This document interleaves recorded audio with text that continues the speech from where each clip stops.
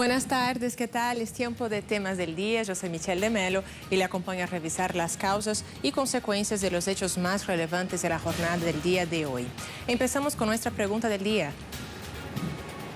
Y ahí la tenemos en pantalla. Pregunta del día: Estados Unidos. Fórmula demócrata conformada por Joe Biden y Kamala Harris, primera mujer negra a ser indicada como candidata a vicepresidente.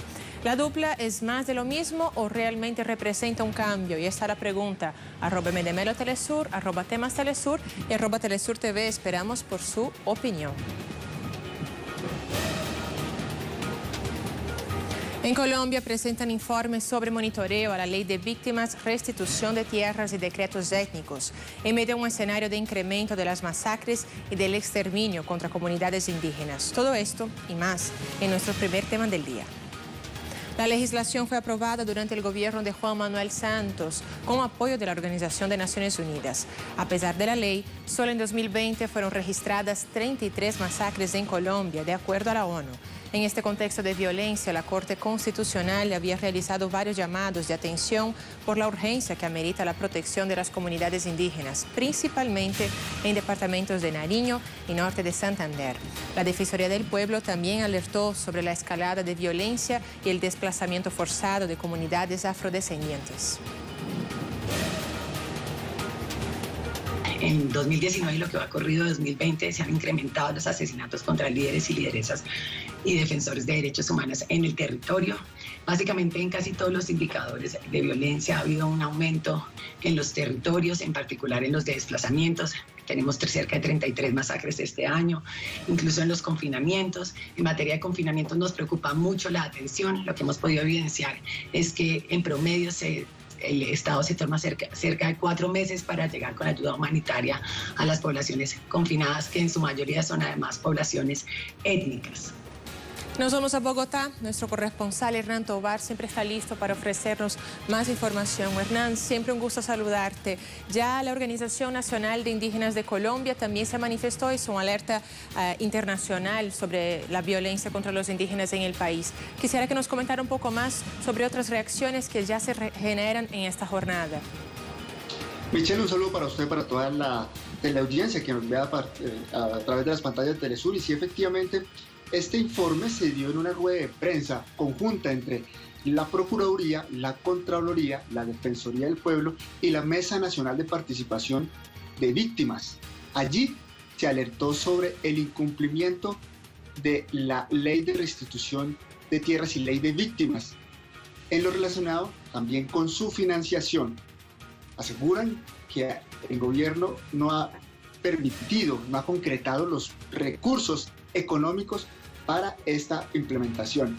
Aseguran que se cuestionó al gobierno nacional, ya que no se ha presentado ningún plan económico para entregar recursos que garanticen los derechos de las víctimas, ni se ha propiciado la implementación de los decretos, de las leyes étnicas, de las leyes que tienen que estar relacionadas con las comunidades indígenas, que también están contemplados en los acuerdos de paz. Las entidades también advirtieron que en materia de restitución de tierras prácticamente no hay ningún avance. Además resaltaron que entre el año 2018 y 2019 no se cumplió ninguna de las 1.463 órdenes en materia de vivienda. En los casos de víctimas de pueblos étnicos, solo se han expedido 18 sentencias en 9 años. Y de 1.292 órdenes judiciales, únicamente se han hecho efectivas el 11%. Todo esto da cuenta de la desatención del Estado y sobre todo de este gobierno en materia de recursos y de atención a las víctimas y a la reparación por causa del conflicto a las víctimas del Estado, afros, indígenas, campesinos. Se dice que el rezago es tanto, Michelle y televidentes, que de seguir así nos restarían 50 años para reparar al total de las 8 o 9 millones de víctimas que dejó y que está dejando el conflicto. Bastante preocupación porque en este panorama pues se han venido cometiendo asesinatos, masacres la que hemos visto en Nariño con 3 masacres en la última semana, masacres en el norte de Santander, una política de guerra que está implementando este gobierno, una política de lucha contra las drogas asociada al gobierno de los Estados Unidos, que pretende, bajo ese discurso de la lucha contra el narcotráfico y la cooperación entre países, extender su capacidad injerencista hacia países vecinos. Algunos analistas aseguran que esta es una política que pretende es una injerencia militar en Venezuela, y un país que no respeta la soberanía, que se está siendo utilizado como plataforma para estos fines. Así que este es el panorama muy, digamos, sombrío frente a la situación de las víctimas, la situación real del país y una situación de violencia y de guerra que vive internamente el pueblo colombiano. Así es, muy claro entonces la diferencia del peso, de la aplicación del peso de la ley en varios casos, y también una situación en que los indígenas no tienen mucho a quién recurrir. Así que seguimos atentos a la situación. Muchísimas gracias, Hernán. La representante de la Mesa de Víctimas, Ludirlena Pérez Carvajal, acotó que los recursos destinados por el Estado colombiano son insuficientes para cumplir con las metas de reparación. Escuchemos. Con gran preocupación que el Plan Nacional de Desarrollo 2018-2020 se ha quedado corto con las metas de reparación integral para las víctimas. Ejemplo de ello es la generación de ingresos, vivienda, atención humanitaria, prevención y protección y garantías de no repetición. Me alarman los asesinatos sistemáticos de los líderes y lideresas y defensores de derechos humanos, las diversas masacres que se han venido presentando, asimismo la evidente violación al derecho internacional humanitario. La política pública de prevención al reclutamiento es solo de papel. Esta no previene ni articula acciones para proteger a nuestros niños, niñas, jóvenes y adolescentes. Actúa después de los acontecimientos. ¿Ya para qué?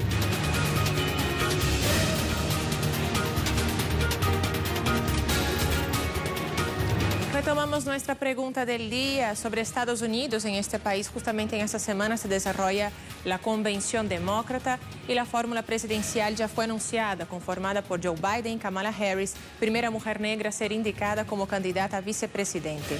¿La dupla es más de lo mismo o realmente representan un cambio? Ahí está la pregunta, @MDMelo Telesur, @Temas Telesur y @Telesur TV. Esperamos por su opinión.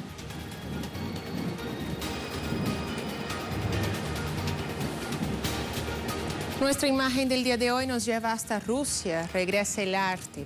Artistas se reencontraron con sus muñecos para comenzar ensayos tras más de 5 meses de paro, justamente por la pandemia del nuevo coronavirus. Todo eso en el Teatro Central Estatal de Marionetas. Y con esta imagen hacemos una breve pausa. Ya regresamos con más temas del día.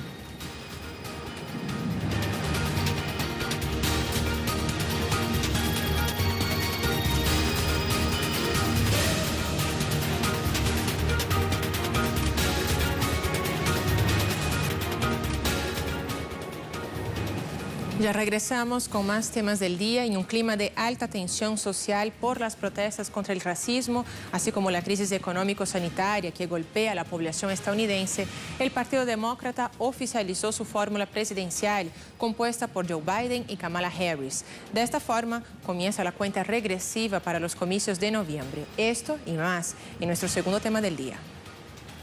Kamala Harris es la primera mujer afrodescendiente a ser nombrada como candidata a vicepresidenta en una carrera electoral en Estados Unidos. Sin embargo, la exfiscal general de California tiene una carrera marcada por el encarcelamiento de jóvenes negros y latinos bajo la bandera de la guerra contra las drogas.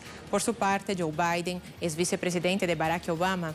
Hizo parte de toda una gestión que participó en guerras en el Medio Oriente y apoyó golpes de Estado en Latinoamérica.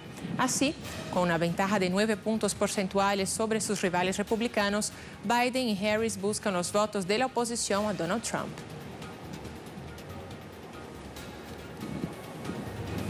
Durante su discurso de aceptación de la candidatura, la senadora demócrata y ahora candidata a la vicepresidencia, Kamala Harris, dijo que el presidente Donald Trump fracasó en su liderazgo. Escuchemos. El liderazgo fallido de Donald Trump ha costado vidas y medios de subsistencia. Si usted es un padre que lucha con el aprendizaje remoto de su hijo, o un maestro que lucha al otro lado de la pantalla sabe que lo que estamos haciendo ahora no está funcionando. Y hay más noticias en el tablero político de Estados Unidos. Steve Bannon, ex asesor político del presidente Donald Trump, fue detenido tras ser acusado de fraude a los donantes de la campaña de captación de fondos para la construcción del muro fronterizo con México. La Fiscalía de Nueva York acusó a Bannon y a otros 3 altos funcionarios de apropiarse de más de $25 millones conseguidos para construir el muro fronterizo entre Estados Unidos y México. La información se hizo pública gracias a un comunicado emitido por el Departamento de Justicia de Estados Unidos. Bannon fue responsable por planificar la campaña de Trump a la presidencia de 2016, por la cual estuvo involucrado en los escándalos de uso ilegal de datos personales a través de su empresa Cambridge Analytica. También creó The Movement, una plataforma que busca articular personajes de la extrema derecha a nivel internacional, como la familia Bolsonaro en Brasil y Matteo Salvini en Italia.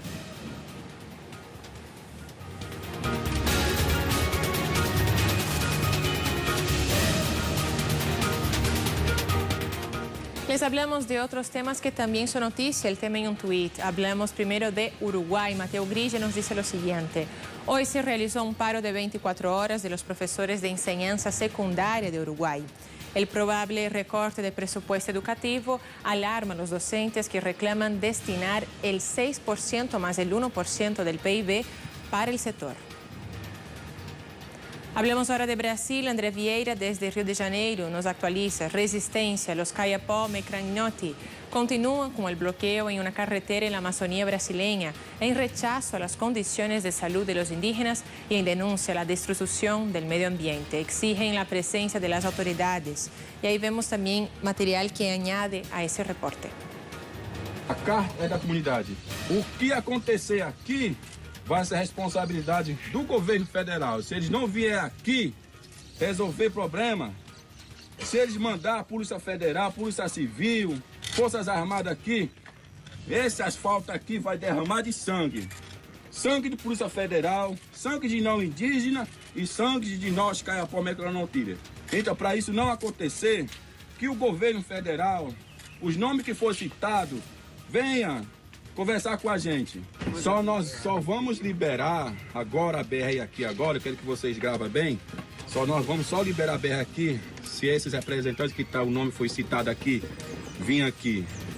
Mas se eles não vierem aqui, continuaremos aqui. Agora a BR está fechada definitivamente agora. Avanzamos, hablamos de Ecuador, el país que vive justamente un escenario electoral de cara a los comicios de 2021. Desde Quito, Denise Herrera nos dice, la CONAE, la Confederación Nacional de Indígenas de Ecuador, confirmó que retira su candidatura dentro de las próximas elecciones presidenciales de 2021. Escuchemos el reporte completo. Hoy en una rueda de prensa, los principales dirigentes del movimiento indígena de Ecuador, la CONAIE, hicieron oficial que retiran su candidatura para las próximas elecciones del 2021 en Ecuador.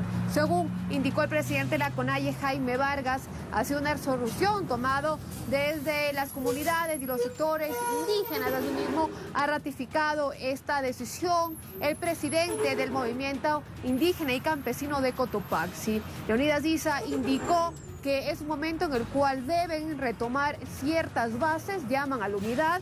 Aclaran que apoyan cualquier decisión que tome su movimiento Pachakutik, pero que no es un momento ahora para poder participar en las próximas elecciones. Descartan completamente que haya alguna fracción interna y indican que cualquier resolución que tome las bases centrales provinciales de Pachakutik será la decisión que ellos apoyen. Además agregaron que descartan alinearse o apoyar a otro movimiento político.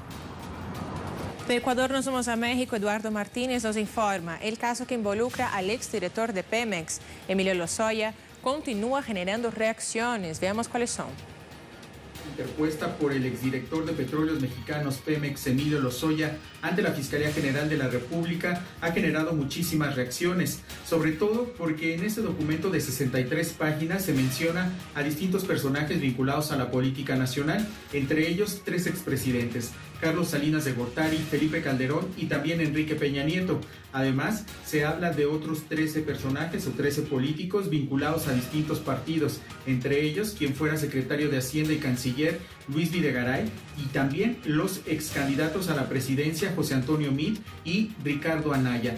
Ya en este caso ha habido algunos deslindes e incluso también ha habido señalamientos por parte de Felipe Calderón en contra del presidente Andrés Manuel López Obrador, a quien acusa de estar utilizando de manera política este caso, el caso de Emilio Lozoya. Sin embargo, además de todos los que han salido ahí mencionados, por primera vez ya ha habido una declaración por parte de Luis Videgaray, quien fuera el coordinador de la campaña de Enrique Peña Nieto y a quien se le acusa de haber ordenado a Emilio Lozoya repartir el dinero de sobornos de Odebrecht, también repartir dinero entre los legisladores para que fuera aprobada la reforma energética que privatizó la industria petrolera nacional. En ese sentido, el presidente Andrés Manuel López Obrador, el día de hoy en su conferencia matutina, dijo que el que nada debe, nada teme y que todos deben de presentar denuncias por daño moral si es que han sido señalados y que no tienen nada que ver en estos casos de sobornos y si tampoco recibieron dinero. Así la situación sobre este caso, que sin duda alguna estará dando mucho de qué hablar en los próximos días.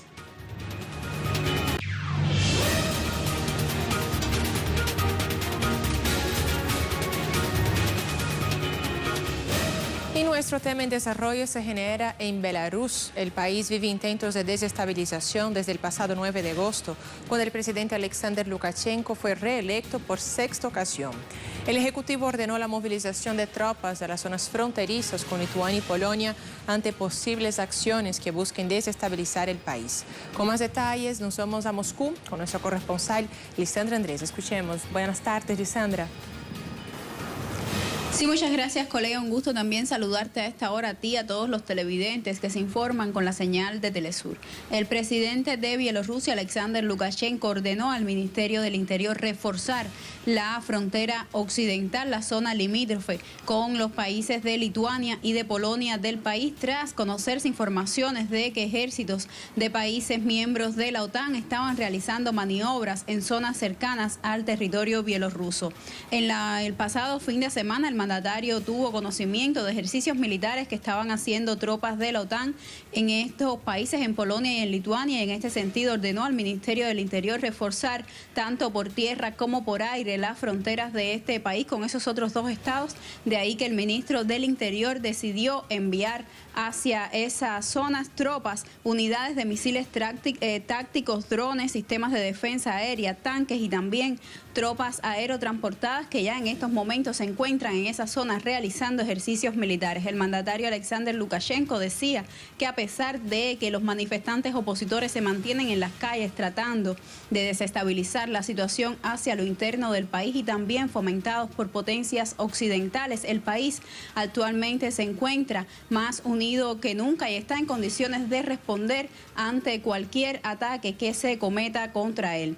En esta jornada también el mandatario tomaba esta decisión a pesar de que el representante de Polonia ante la Unión Europea decía que Bielorrusia no tenía por qué preocuparse de la realización de ejercicios militares de la OTAN en Polonia. Sin embargo, resulta un poco increíble para Lukashenko aceptar estas informaciones que llegan desde Polonia cuando el mismo mandatario bielorruso ha denunciado que desde este país se ha fomentado a los manifestantes opositores. Hay pruebas que dan fe de ello, mensajes telefónicos, pruebas en redes sociales que incitan desde Polonia a los manifestantes a mantenerse en las calles. Igualmente ha pasado con el caso de Lituania, donde actualmente se encuentra refugiada la ex candidata opositora Svetlana Tihanovska, quien también ha incitado a los manifestantes opositores, a sus partidarios, a mantenerse en las calles y a no reconocer los resultados electorales de Bielorrusia, como mismo lo hicieron ayer los miembros de la Unión Europea en una reunión de emergencia que decidieron desarrollar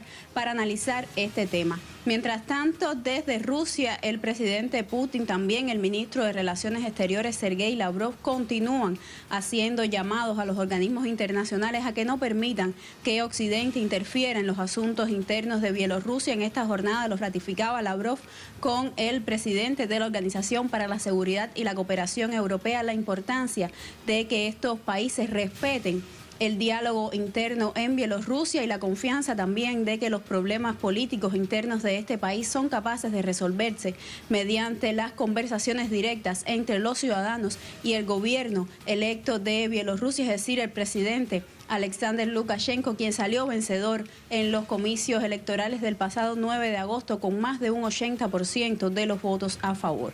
Esta es toda la información que tenemos por ahora. Volvemos con ustedes a Caracas. Lisandra, gracias por el reporte tan completo. Y ahora finalizamos nuestro tema de desarrollo y avanzamos a revisar nuevamente nuestra pregunta del día.